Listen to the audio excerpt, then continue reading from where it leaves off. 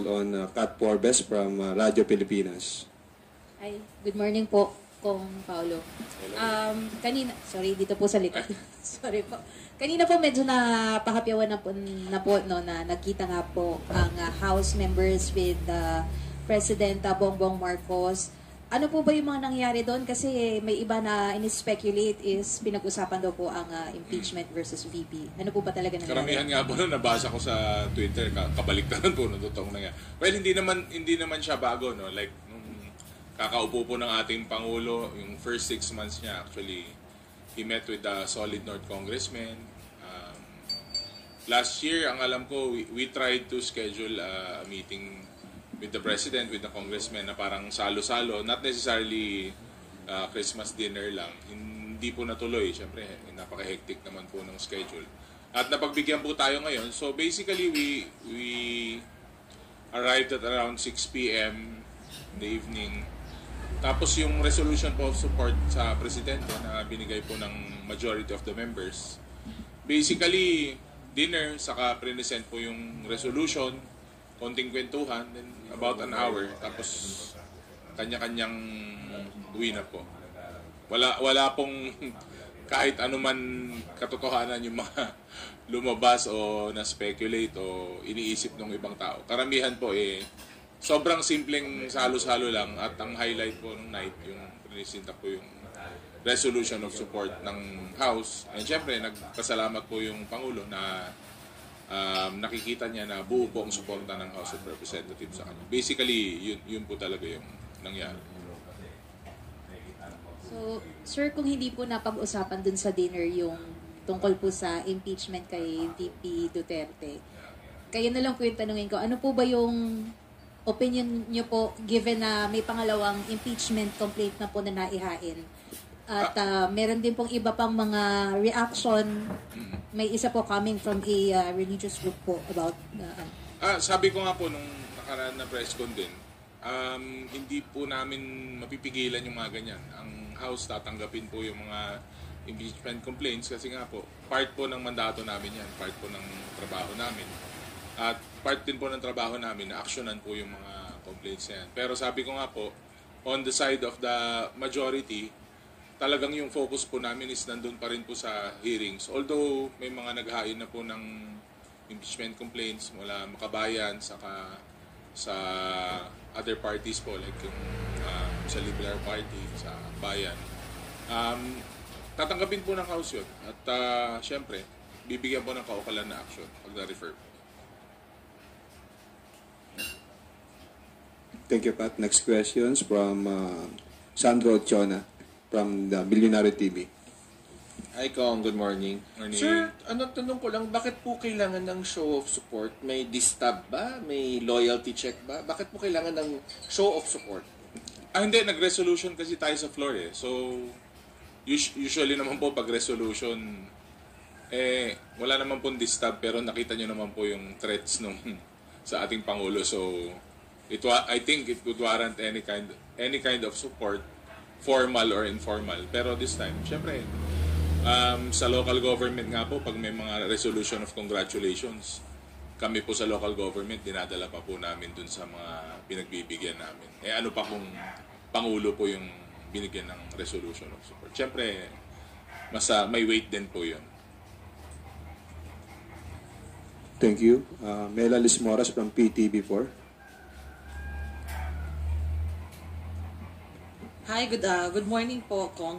Kung unahin ko lang, no, for the record, kasi isa sa yung mga tinututukan ng House media, yung mga hearing, meron po bang Quadcom meeting, special meeting, hearing, at may info rin ba tayo sa good government? Ano po bang, kailan po ba yung next hearings dito sa dalawang malaking mga committees na ito? Actually, ongoing ngayon, yung nagsuspend lang yung Quad, nasa People's Center kami. Sabi ko, Chair, pwedeng pa-suspend kasi may press ko na. Hindi, joke lang. Hindi, lang kanina na nasuspend lang kasi may mga hinahabol pa. Pero medyo makapal po yung mga house bills po na pumasok sa ating Quad. Sabi ko nga po, parang medyo may blessing nga po na hindi po intense yung mga meetings for this week kasi ang dami pong ihahabol yung mga measures, yung mga i-amen po. As in, patong-patong na nga po, since tuloy-tuloy po yung hearings, minsan hindi na nga po nadidistinguish yata ng tao kung nasa quad sila o nasa good gov. Pero definitely, tuloy po yung hearings sa quad. Pero, and the local government, we will leave it to the chair na lang po, yung mga chair, na syempre, may pace din po silang hinahabol siguro. At sabi ko nga po, medyo nakapahinga ng konti kahit na ilang araw lang po nakapag-attend kami ng sessions, nakapag-regular committee meetings kami. So, malamang may advisory naman yan. Imposibleng hindi naman kayo ang unang makaalam po, aside from the members. So, tuloy pa rin po yung sa quad kasi may mga kailangan pa po na issues na pakinggan, lalo po sa ating POGO, sa ating dangerous drugs. Sa local government naman po, sige, ganun rin po, si chairman po, antayin po natin ang kumpas. Pero sa huli pong press conference, sabi ko nga po, siguro mga more or less konti na lang po yung hearings for local government. Opo. Mas likely na lang po. Sir, just to be clear, kasi it's a special meeting today, at bakit po siya closed door? Ito po ba ay somehow nagpe-prepare na po ba ng committee report? Ano po yung pagkakaiba ng special meeting today sa mga usual public hearing? Marami po yung referrals eh. So, inallow din po yung hybrid sa may Zoom, kasama po yung Zoom saka actual. Pero mga kami kanina, we were about 6 members na nandun. Yun nga po, medyo makapal. So, and medyo under the weather po si Chair Ace. Nahihirapan po magsalita na wala po yung boses. So, consolidate lang po yung mga patong-patong na House bills. Then, baka either this week or next week, meron pa po kaming isa before yung quad hearing na actual. Baka may isa pa po kami na meeting. Opo. Sir, dun lang sa sa good government, kasi yun nga, lumabas sa ulat ng PSA na walang Mary Grace Piatos sa kanilang database, and may mga lawmakers din na nagsasuggest na submit din sa PSA at ipa-validate yung nasa 4,000 names na acknowledgement receipt sa confidential funds ng DepEd at OVP. Ano pong masasabi nyo rito? And if you have information, kung ano na yung usad ng communication natin sa PSA? Siguro yung kay Aling Mary Grace Piatos, kasi kailan nang lumabas yung official na statement ng PSA. Malamang ganun din yung mga iba kasi sobrang, di ba? Parang creativity nila is 10% lang, parang ganun. Parang wala masyadong So, hindi na tayo nagulat doon, no, sa Mary Grace Piatos. Sayang lang po yung pabuya, hindi na makukuha kasi nga po wala po talagang Mary Grace Piatos. So, inaasahan po natin na mga ibang pangalan, malamang ganun din po lalabas. Opo. Sir, meron, sulitin ko na po. Sir, meron din kasing, I think sa TV5 yata, na interview yung PSA at sinabi na rin na wala ding record ni Kokoy Villamin. May official report na po bang ipinasa kung may impormasyon na po, may official report na po ba silang pinasa sa committee? Sa House. Wala pa. Pero inaantay po namin kasi definitely the committee, yung mga list po ng mga names na lumabas it's all over social media. So, si Kokoy na lang ang isa pang inaantay din. Pero, with the development nga po ni Mary Grace Piatos, malamang baka ganun din po yung resulta. Next hearing, sir, kasama yung PSA, i-elaborate po kaya nila ito?